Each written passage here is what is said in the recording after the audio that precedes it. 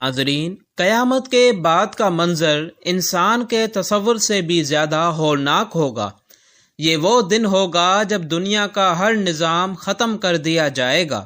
حضرت اسرافیل علیہ السلام سور پھونکیں گے اور ایک آواز میں پوری کائنات فنا ہو جائے گی۔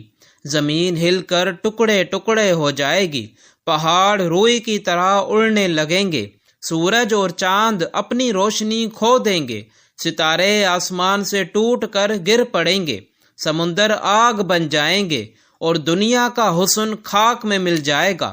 ہر جاندار موت کا ذائقہ چکھے گا، کوئی بھی باقی نہیں رہے گا۔ فرشتے بھی اللہ کے حکم سے وفات پا جائیں گے، سوائے اللہ رب العزت کے کوئی نہ بچے گا۔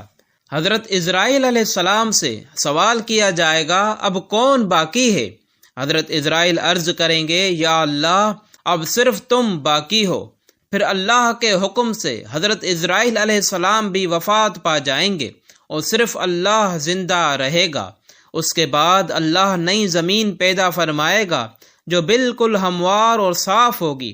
اس زمین پر کوئی پہاڑ نہ ہوگا، نہ کوئی عمارت اور نہ کوئی سایہ۔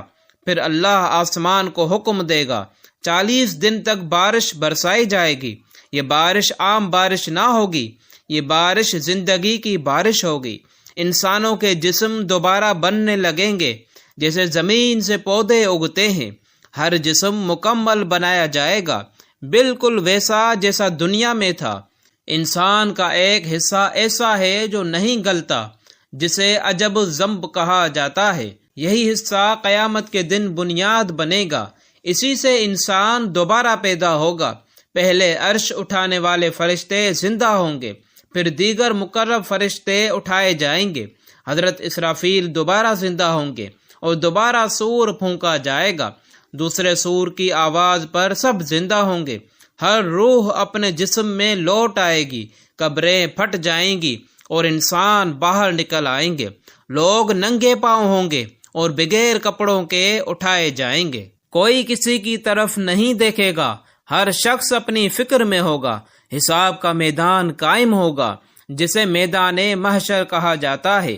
یہ میدان بیت المقدس کے قریب ہوگا، شام کے علاقے میں ہوگا۔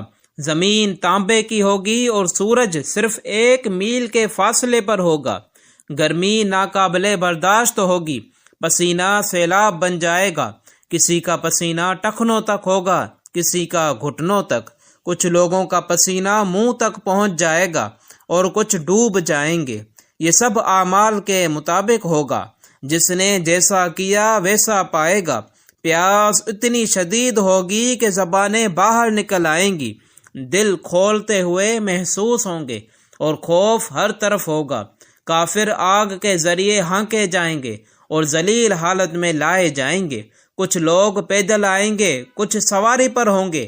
نیک لوگ اللہ کے سائے میں ہوں گے جب کوئی سایہ نہ ہوگا۔ جنہوں نے زکوٰۃ ادا نہ کی ہوگی ان کا مال سانپ بن جائے گا، وہ سانپ انہیں ڈسیں گے اور عذاب بن کر لپٹ جائیں گے۔ جانوروں کی زکوٰۃ نہ دینے والے بھی اپنے جانوروں سے کچلے جائیں گے۔ جنہوں نے بھوکوں کو کھلایا ہوگا اللہ خود انہیں کھانا دے گا۔ جنہوں نے پیاسوں کو پانی پلایا ہوگا اللہ خود انہیں سیراب کرے گا۔ جنہوں نے ننگوں کو کپڑے پہنائے ہوں گے اللہ انہیں جنتی لباس عطا کرے گا۔ اس دن کوئی سفارش کام نہ آئے گی سوائے اللہ کی اجازت کے۔ ماں بیٹے سے بھاگے گی اور بھائی بھائی سے۔ دنیا کی عزت ختم ہو جائے گی، صرف اعمال باقی رہیں گے۔ زبانیں بند ہوں گی اور ہاتھ بولیں گے، آنکھیں گواہی دیں گی اور قدم بھی۔ ہر چھوٹا بڑا عمل سامنے ہوگا، کوئی چیز چھپی نہ ہوگی۔ نیکی کا بدلہ نیکی ہوگا اور برائی کا انجام برا ہوگا۔ جو دنیا میں اللہ کو بھول گئے وہ آج خود کو بھول جائیں گے۔ ایمان والوں کے چہرے روشن ہوں گے اور کافروں کے سیاہ کالے۔ میزان قائم کی جائے گی، اعمال تولے جائیں گے۔ جس کا پلڑا بھاری ہوگا وہ کامیاب ہوگا اور جس کا پلڑا ہلکا ہوگا وہ نقصان میں ہوگا۔ پل صراط بچھایا جائے گا جو بال سے زیادہ باریک ہوگا۔ نیک لوگ بجلی کی طرح گزریں گے اور گنہگار لڑکھڑائیں گے۔ کچھ لوگ گر پڑیں گے اور جہنم میں چلے جائیں گے۔ جنت قریب کر دی جائے گی اور خوشبو مہکنے لگے گی، جنت کے دروازے کھولے جائیں گے اور اہل ایمان کو بلایا جائے گا، فرشتے سلام کریں گے اور خوشخبری دیں گے۔ یہ سب سن کر دل کانپ اٹھتا ہے اور آنکھیں نم ہو جاتی ہیں۔ عقل مند وہ ہے جو آج سنبھل جائے اور آخرت کی تیاری کرے۔ دنیا عارضی ہے اور آخرت ہمیشہ رہنے والی ہے۔ جو یہاں غافل رہا وہ وہاں پچھتائے گا۔ آج توبہ کا وقت ہے، کل حساب کا دن ہوگا۔ آج عمل کا موقع ہے، کل صرف نتیجہ ہوگا۔ جو اللہ کے لیے جیے گا وہ ہمیشہ کامیاب ہوگا، جو نفس کے پیچھے چلا وہ خسارے میں ہوگا۔ قیامت کا دن حق ہے، اس میں کوئی شک نہیں۔ موت سے کوئی نہیں بچ سکتا، چاہے بادشاہ ہو یا فقیر۔ قبر پہلا مرحلہ ہے اور آخرت کی شروعات ہے۔